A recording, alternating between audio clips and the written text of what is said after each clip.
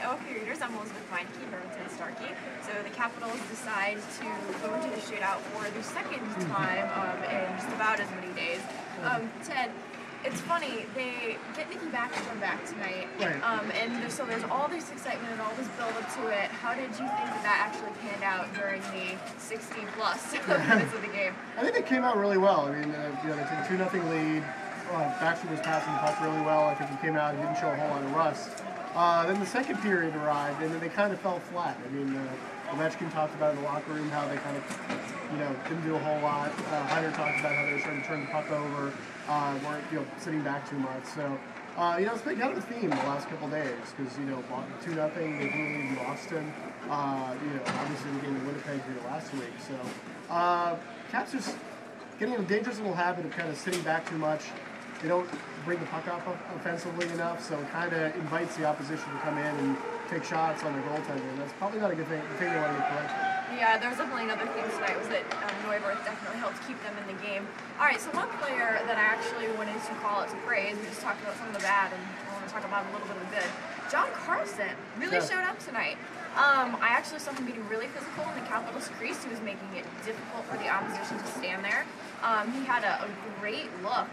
Where he kind of got up on a breakaway, pulled the Montreal goalie right out of his net, and then also he really kind of seemed to step up his game personally a little bit tonight too. So I think that will be a positive thing for the Capitals if he trends better in that direction because he's definitely been through some struggles this year.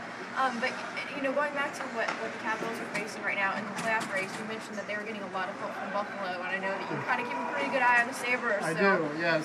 They last night, obviously, they played the Penguins and lost.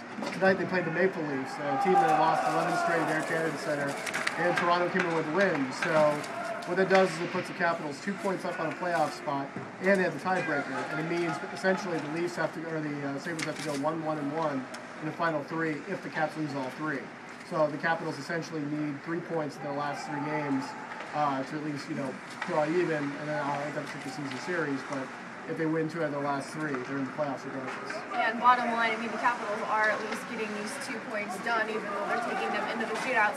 A big help with that has been Matt Hendricks, but he didn't really want to talk about the shootouts tonight. He was kind of like, you know what, let's move on, let's focus on something else.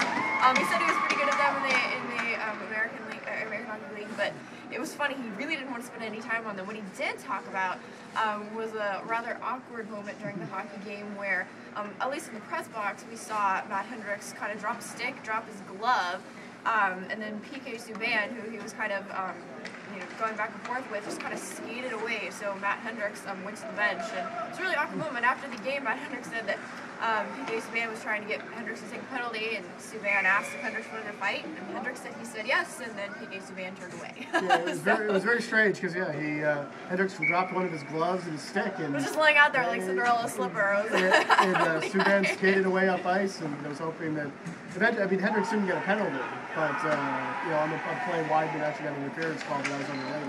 Yeah, it was kind of interesting. I think we were all expecting something to happen with Hendricks, and then Weidman goes and takes the call. So yet another great story to add to the chronicles of PK Subban and I guess Matt Hendricks as well. So the Capitals have another game on Monday. I feel like all these games are kind of big games at this point, but so far they've been getting the job done. So well, the key is this time of year you have a margin for error because I always tell people that this time of year you can never take an opponent for granted. Washington won that tonight.